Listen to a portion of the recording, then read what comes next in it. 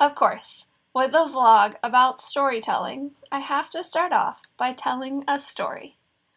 A couple months ago, I found myself in a grand hotel ballroom, seated around banquet tables with young undergrads, mostly freshmen. I'll leave the college they were from anonymous so as not to incriminate anyone because this story gets pretty embarrassing. The ballroom was filled with large tables with 8 students and then 2 alumni at each, and they were grouped by shared interest. I was at the entrepreneurial table. It was a lot of fun, even though I was the only female at my table. I encouraged the young men around me to encourage the women they know in their classes who would be great entrepreneurs to seriously consider it. Entrepreneurship needs more of us, right, ladies? So we start the meal to allow everyone to arrive and get comfortable. After the countless number were in their proper seats, the obligatory speeches began.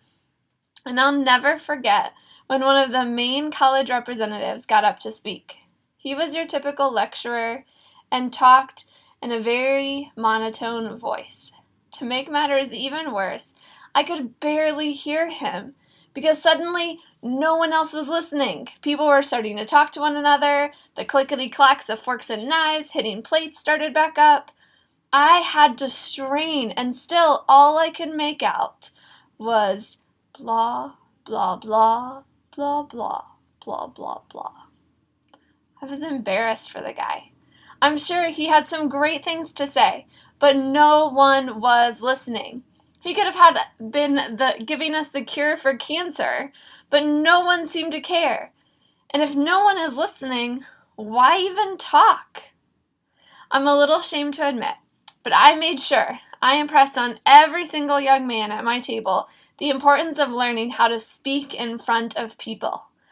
They need to learn to capture and maintain their audience's attention. As an entrepreneur, they're going to be demanded to do this all the time, and their success at influencing an audience, whether it be investors, customers, employees, whoever, their success at influencing those people will directly impact the success of their businesses. Now, storytelling has been all the rage for the past several years. There are TED Talks. My favorite is about giving speeches by Nancy Durante. Durante? I'm sorry, Nancy, if I'm saying your name wrong. And it's about the secret structure of great talks. And this TED Talk has over 1 million views, which I think is a lot for one of humanity's top fears. And I'll put the link in the transcript of this video in case you want to go right there. And there's articles galore about storytelling and public speaking. When I Googled storytelling and entrepreneurship, I got 643,000 results. So why would I pick this topic to address? There's nothing to say that hasn't been said, right? The reason why I chose it is because it's that important. If the 643,000 results don't convince you how important storytelling is for entrepreneurship, I hope hearing from a genuine social entrepreneur will.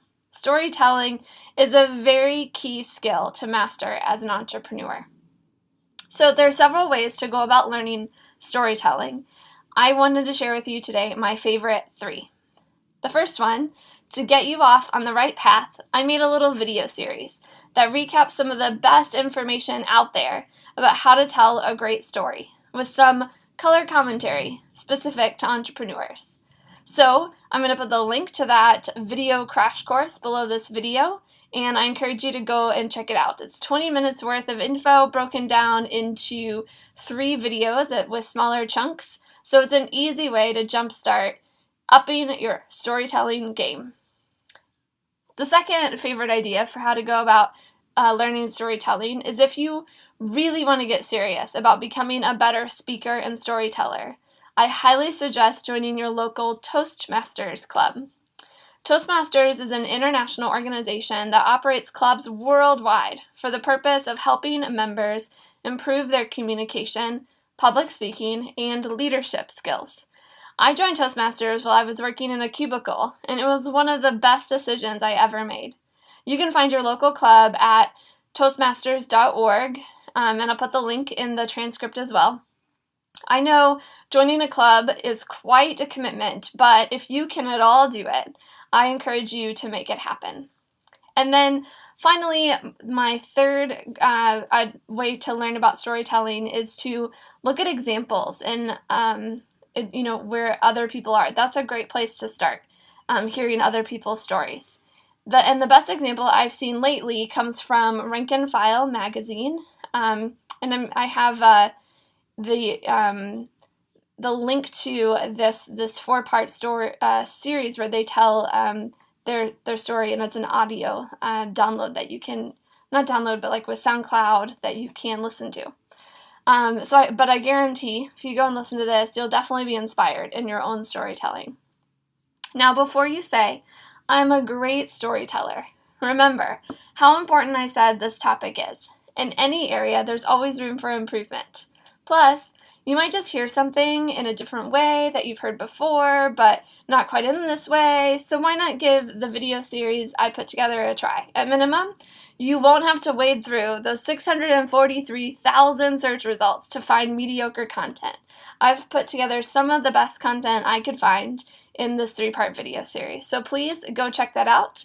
And then I will see you again next week right here on the vlog with another great episode and some great inspiring content for your own world-changing endeavors. Until then, keep overflowing. Peace.